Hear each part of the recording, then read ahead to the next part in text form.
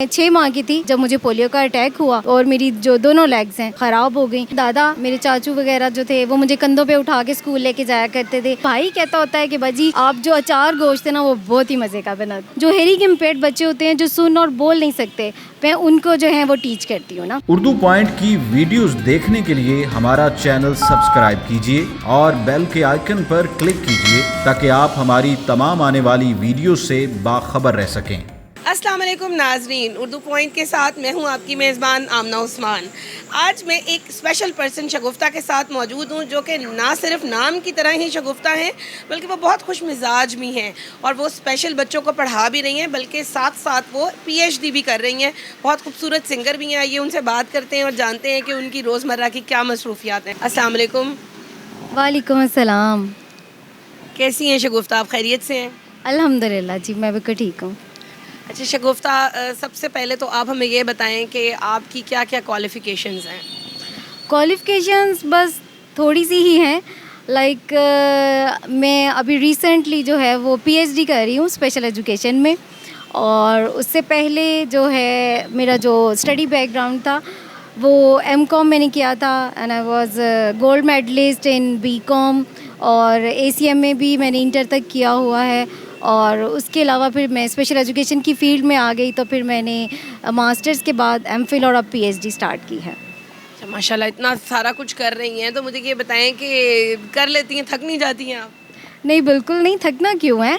अल्लाह पाक ने बहुत हिम्मत दी हुई है। अगर कुछ नहीं दिया हुआ तो बहुत कुछ नवाजा हुआ है, अल्हम्दुलिल्लाह। अच्छा मुझे आप पहले ये बताएं कि अपनी डिसेबिलिटी के हवाले से कि क्या ऐसा वाक़या हुआ था कि जिसके बाद आप चलने से माजूर हो गई? एक्चुअली वाक़या कुछ इतना मतलब कह लें कि कोई अजीब नहीं है। वो वही है कि जी पोलियो की वैक्सीनेशन नहीं हुई थी मेरी एक्चुअली, तो वो भी थोड़ी सी कोई फैमिली प्रॉब्लम हो गई तो उसमें मेरी वैक्सीनेशन जो है वो मतलब मिस हो गई, मेरे घर वालों से नहीं हो सकी। लेकिन मैं 6 माह की थी जब मुझे पोलियो का अटैक हुआ और मेरी जो दोनों लेग्स हैं वो मतलब बिल्कुल ख़राब हो गई। और ये एक ऐसी डिसेबिलिटी है कि जो बढ़ती जाती है उम्र के साथ साथ, और वो बढ़ी है और बढ़ रही है और उसने बढ़ना है, और मुझे उस सारी प्रॉब्लम को फेस करना है और मैं कर रही हूँ। कैसे पता चला आपके घर वालों को कि आपकी जो टांगें हैं वो काम नहीं कर रही हैं? एक्चुअली जब पोलियो अटैक करता है ना तो उससे पहले एक टेम्परेचर जो है ना बच्चे को वो होता है, मतलब ये जब हुआ मुझे पोलियो ने अटैक किया तो मेरा पूरा जो बॉडी थी ना वो बिल्कुल पैरालाइज हो गई। एक बच्चा बड़ा एक्टिव होता है ना, मतलब मैं 6 माह की थी और मेरी दादा बताती हैं कि मैं ऐसी चीज़ों को पकड़ के सहारा लेके चलना शुरू हो गई थी, मतलब मैंने कदम उठाने शुरू कर दिए थे। और अचानक से जब मुझे वो टाइफाइड प्लस वो जो मुझे बुखार हुआ वो हुआ तो फिर मेरी पूरी बॉडी पैरालाइज हो गई, और तब घर वालों ने कहा कि ये क्या हुआ है। जब डॉक्टर्स वगैरह के पास गए तो उन्होंने बताया कि ये पोलियो का अटैक है। अच्छा मुझे बचपन के हवाले से बताएं कि कैसा बचपन गुजरा, दोस्त कैसे थे, घर वालों का सलूक आपके साथ इस डिसेबिलिटी के साथ कैसा था? बचपन वैसे ही जैसे कि बहुत खूबसूरत मतलब यादें होती हैं हमेशा। और मेरे माँ बाप, मेरे पेरेंट्स, मेरे दादा और मेरे चचा जिन्होंने मुझे अडॉप्ट किया हुआ है, और उन्होंने मतलब मेरे साथ बहुत कोऑपरेट किया। ठीक है, जो होना था वो हो गया, तो हमेशा मुझे एक बड़े अच्छे पॉजिटिव मतलब एटीट्यूड्स मिलते थे कि बेटा कोई बात नहीं, अगर ये ऐसी बात है तो कोई बात नहीं, हम तुम्हारे साथ हैं। मेरे दादा मुझे कंधों पे उठा के स्कूल लेके जाया करते थे, मेरे अब्बू मुझे कंधों पे उठा के, मेरी फुफ्फो, मेरे चाचू, सब लोग जो थे घर वाले। और उसके बाद जब मैं स्कूल गई तो जो मेरे मतलब क्लास फेलोज़ थे, टीचर्स थे, उन लोगों के बड़े अच्छे रवैये थे। मतलब कहाँ की वो स्कूल की टाइमिंग, और अब तक मेरे अपने क्लास फेलोज़ के साथ बहुत अच्छे रबते हैं। और ये बड़ा अच्छा पॉजिटिव मुझे घर से लेके बाहर तक हर जगह। ठीक है, रवैये होते हैं नेगेटिव, अगर आप उनको ले लें, एक बीइंग एक माजूर बंदा अगर उसको नेगेटिव ले लेना तो वो आपको बहुत पीछे छोड़ देते हैं। तो मेरी ज़िंदगी का एक मकसद था कि नहीं, मैंने इन सब चीज़ों को पॉजिटिव लेना है और अपनी ज़िंदगी में साबित करना है कि मैं क्या हूँ। ठीक है, अगर मेरे पास टांगे नहीं हैं तो कोई बात नहीं, लेकिन मुझे अल्लाह ने हिम्मत दी है, इल्म दिया है, और इस चीज़ को लेके मैंने आगे बढ़ना है। तो मुझे ये बताएं कि आपकी स्कूलिंग जो है वो एक नॉर्मल स्कूल में हुई है या फिर आपने किसी ऐसे स्कूल में तालीम हासिल की जो कि माजूर बच्चों से रिलेटेड था? मैंने आपको बताया कि मैं गांव से बिलोंग करती हूँ। कसूर की तरफ एक गांव है वहाँ से। तो बात है कि वहाँ पे कोई स्पेशल एजुकेशन या स्पेशल बच्चों का कोई स्कूल तो नहीं था, मुझे आम सिंपल जनरल स्कूल में ही डाला मेरे फादर ने। और उसके बाद फिर जो है मैंने सारी अपनी एजुकेशन गवर्नमेंट सेक्टर से ली। फिर मैं वो अपना मैट्रिक करने के बाद लाहौर आ गई। फिर यहाँ आके मैंने अपने कॉलेज में जनरल मतलब कॉलेज में एडमिशन लिया। उसके बाद मैंने पीयू में मतलब एडमिशन लिया, वहाँ से मैंने 2 मास्टर्स किए। उसके बाद फिर मेरी जॉब हो गई। तो ये सारी चीज़ें मेरी जनरल एजुकेशन में, मैंने किसी भी स्पेशल इंस्टीट्यूट में नहीं पढ़ा। अच्छा, कोई ऐसा वाक़या जो आपको याद हो अपने बचपन का या अपनी स्कूल लाइफ, कॉलेज लाइफ का, कि जिसके अंदर कभी किसी स्टूडेंट ने आपके साथ कोई बुरा सलूक किया, कोई बात ऐसी जो आपको कभी भूली ही नहीं आज तक? मेरे साथ सलूक कह लें कि कुछ चीज़ें होती हैं ऐसी कि हम लोग, मैं बीकॉम में थी, मैं और मेरी क्लास फेलोज़ ना, हम लोग जा रहे थे, एकेडमी जाना था हम लोगों ने, और मैं अपनी ट्राईसाइकिल पे थी। उस टाइम मैं अपनी ट्राईसाइकिल यूज़ किया करती थी, 3 पहियों वाली, आपने देखी होगी ना, व्हील चेयर। वो मैं और मेरी फ्रेंड्स ना, हम लोगों ने अपनी बुक्स वगैरह पकड़ी, हम लोगों का एग्ज़ाम्स होने वाले थे और बस हमारियाँ उड़ी हुई जी, सुबह पेपर है और पता नहीं क्या होना, डिस्कशन करते हुए जा रहे।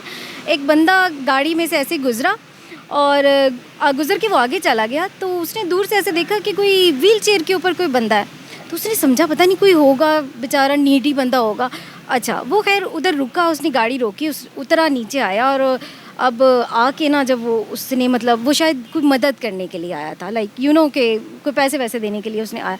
जब उसने ऐसे आके देखा ना मुझे, तो मेरे हाथ में अकाउंट्स की मोटी मोटी किताबें और हम लोग कुछ पढ़ने पढ़ाने वाली बातें कर रहे हैं, और वो बंदा ना बड़ा शर्मिंदा सा हुआ और आके ना मेरे सर के ऊपर प्यार दिया, कहता बेटा आई एम सो सॉरी, मैं कुछ और चीज़ समझ के ना आपकी तरफ बढ़ा था, लेकिन मुझे पता नहीं था कि ये बच्ची तो कोई पढ़ने वाली बच्ची है। तो मैंने कहा सर क्या समझ के? कहते मैंने कहा ना, मैंने ये समझा कि शायद आपको कोई ज़रूरतमंद होगी। तो मैंने उनसे कहा सर मैं इस कॉलेज में पढ़ती हूँ, मैं अल्हम्दुलिल्लाह बड़े अच्छे घर से हूँ, अगर आपको किसी चीज़ की ज़रूरत हो और या आपके किसी जानने वाले को, तो मुझे बताइएगा, मैं उसकी मदद करूँगी। लेकिन ये बहुत अच्छी बात है कि उन्होंने आपसे माज़रत की और वो मतलब लाइक अपनी उस गलती को सुधारने की कोशिश की।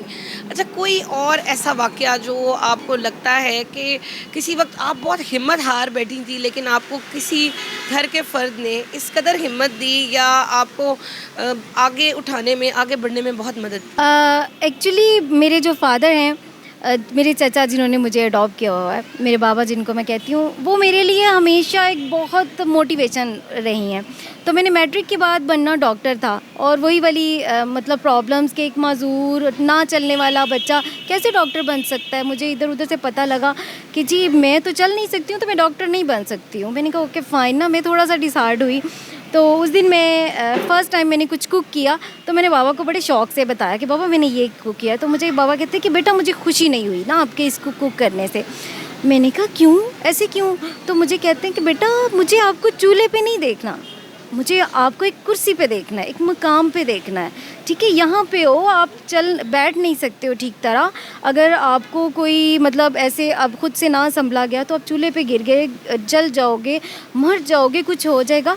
तो मैंने अपने बेटे को तो ऐसे नहीं देखना, मैंने तो किसी कुर्सी पे देखना है। और आज के बाद आप मुझे यहाँ पे नज़र ना हो ना, तो आप मुझे कुर्सी वाले मेरे बच्चे जो है ना वो नज़र आओ। तो तब मैंने सोचा कि नहीं शगुफ्ता, बाबा की मेरे साथ ये एक्सपेक्टेशन है, तो मुझे उनको कुछ करके दिखाना है। तो देन ये एक मेरे लिए बहुत इम्पोर्टेंट उनका वो दिन था जो उन्होंने मुझे बताया कि आपने करना है। अभी आपने एक ज़िक्र किया कि अडॉप्टेड का क्या मतलब है इसका, यानी आप अपने वालिदैन की अपनी असली बेटी नहीं हैं?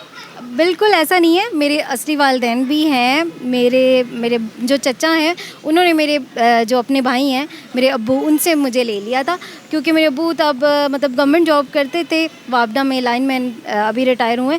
तो उस टाइम ज़ाहिर होती ना एक बात कि मेरी डिसेबिलिटी होगी, एक माजूरी है, और हमारे मुल्क में एक माजूर बच्चे को पालना पढ़ाना कोई आम बात नहीं है, वो बहुत एक्सपेंसिव एक सारी चीज़ें होती हैं ना। मतलब मैंने कहीं आना है, मूव करना है, तो मेरे लिए कोई स्पेशल एक व्हीकल जो है ना अरेंज किया जाएगा। तो मेरे जो बाबा थे, फिर उन्होंने सोचा, मेरे चाचू ने, कि नहीं मतलब मेरा भाई शायद इस तरह ना कर सके ना, तो मैं उसका सहारा बनता हूँ, मैं ये मेरी बेटी है, उन्होंने मुझे ये कह के। और फिर उन्होंने मुझे अब यहाँ तक बढ़ाया, मुझे PhD डॉक्टर तक बना रहे हैं वो ना। स्कूल जाती थी, कैसे जाती थी, क्या तरीकाकार था? वैन लगवाई हुई थी? बताया पहले तो मेरे दादा, मेरे चाचू वगैरह जो थे वो मुझे कंधों पे उठा के स्कूल लेके जाया करते थे। फिर कहीं उन्होंने देखा कि कोई टायरों वाली कोई कुर्सी भी होती है, तो देन मेरे लिए पहली दफ़ा एक व्हील चेयर आई। उसमें मतलब वो व्हील चेयर हम लोगों के लिए खिलौना थी मेरे बहन भाइयों के साथ। वो वहाँ पे मुझे बैठना कम होता था, मेरे बहन भाई सारे बैठ के झूले ले रहे हैं जी। तो बस लाइक वो मिली। फिर उसके बाद बाबा ने मुझे ट्राईसाइकिल लेके दी कि स्कूल थोड़ा सा दूर हो गया था, 1-1.5 किलोमीटर पे था। और उसके बाद फिर मेरी विश थी कि मैं ना बहुत अच्छी कस्टमाइज़ व्हील चेयर भी लूँ ना, जो मुझे फ़िट टू बॉडी हो।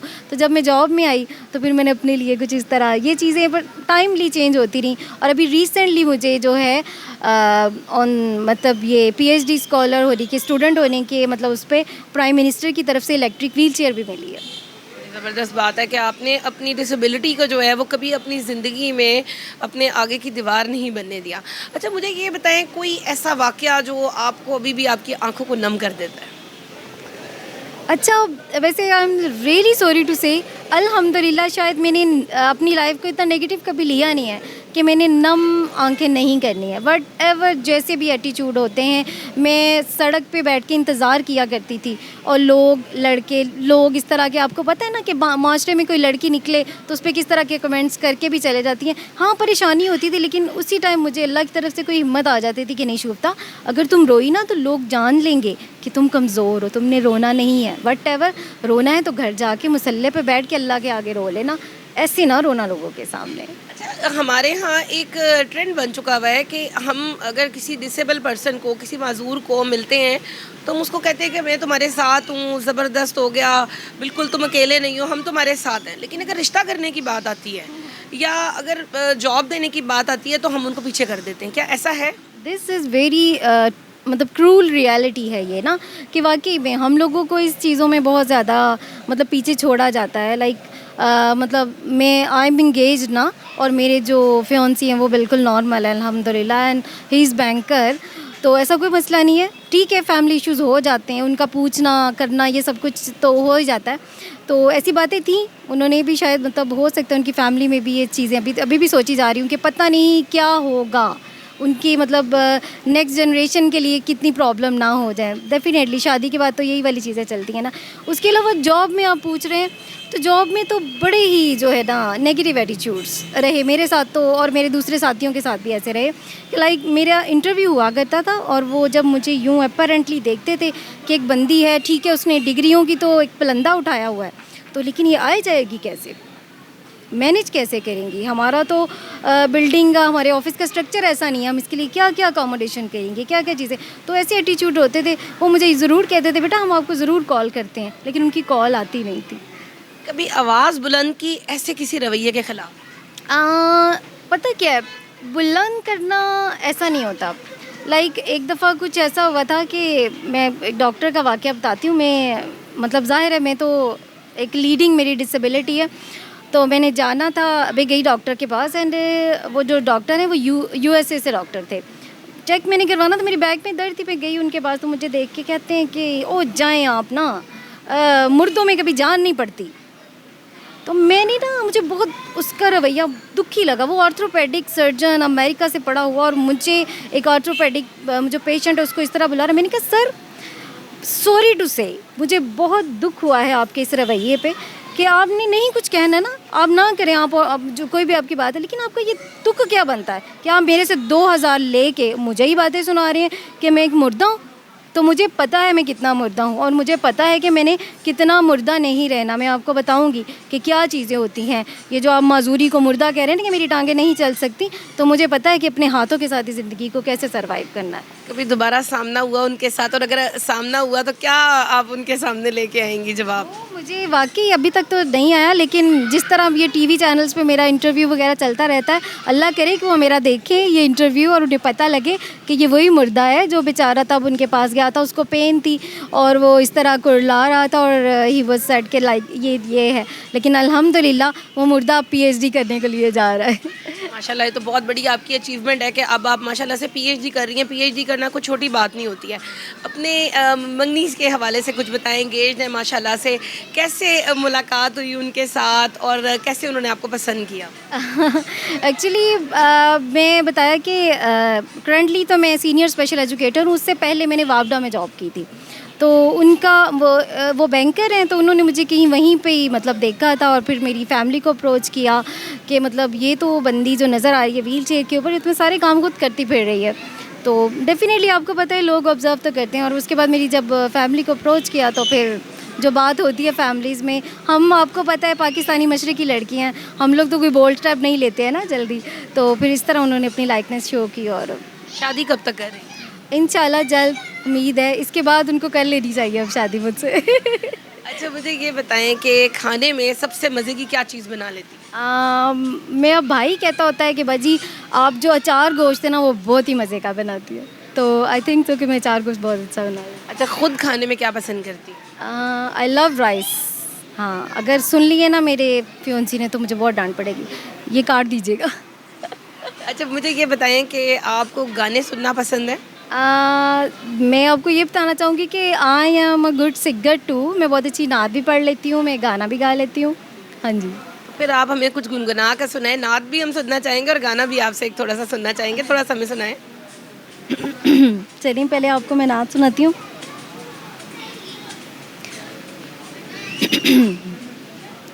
आखिरी उम्र है क्या हो ना कि दुनिया देखूं, अब तो बस एक ही धुन है, अब तो बस एक ही धुन है कि मदीना देखूं,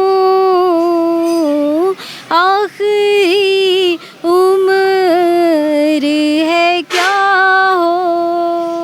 अक्सर मेरे क्लास वालों मुझसे गाना सुनते होते हैं, वो सुनाती हूँ।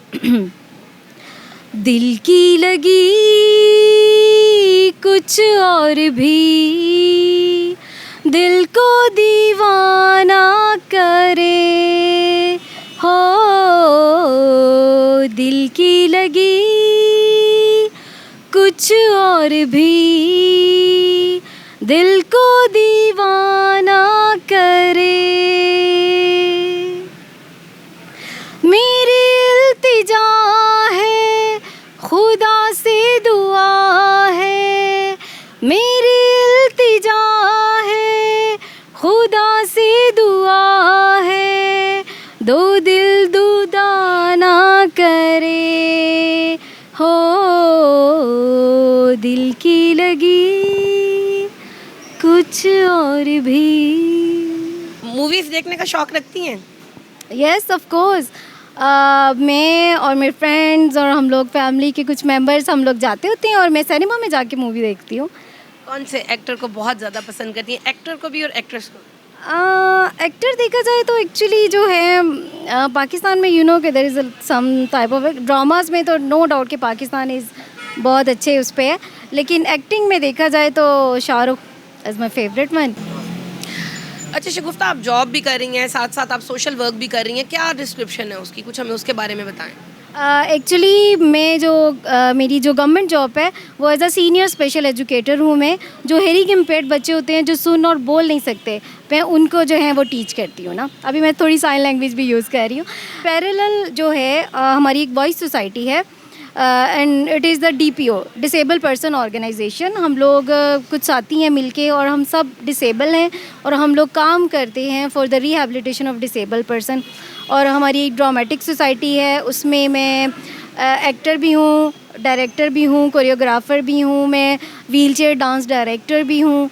और जो हमारा ये वॉइस का एक हमारा शेल्टर होम प्रोजेक्ट है, वहाँ पे हमारे पास डिसेबल बच्चे हैं, हम लोग उनका रेजिडेंस, खाना पीना, रहना, उनकी एजुकेशन स्पेशली उस पर फोकस है हमारा कि हम लोग जितने लोग माजूर हैं हम जैसे, जो उनको मुश्किलात थी उनको ख़त्म करके उनको फ्यूचर लीडर्स बना के हम लोग उनको वहाँ भेजें। अच्छा, मुझे ये बताएं कि जैसे कि आपने बताया कि आप बच्चों को टीच करती हैं, सही है, तो अगर पूछना हो हमने कि जैसे एक किसी भी ऐसे बच्चे ने जो कि बोल नहीं सकता, जो सुन नहीं सकता, या उसके साथ बात करनी है, तो पूछना है कि आपका क्या हाल है, तो इसके इशारे कैसे हों? पहले तो लाइक हम उससे कन्वर्सेशन स्टार्ट करें तो हम उसे कहेंगे अस्सलाम वालेकुम, आपका क्या हाल है, ठीक हो, आपकी सेहत ठीक है, इस तरह करके हम उससे पूछेंगे। अच्छा, क्या वजह होती है कि जैसे कहते हैं कि ज़्यादातर जो बच्चे कानों से सुन नहीं सकते, बेसिकली वो बोल नहीं सकते, गूंगे नहीं होते, लेकिन क्योंकि उन्होंने सुना नहीं होता तो इसलिए वो बोल नहीं सकते। बिल्कुल यही बात है ना। देखें,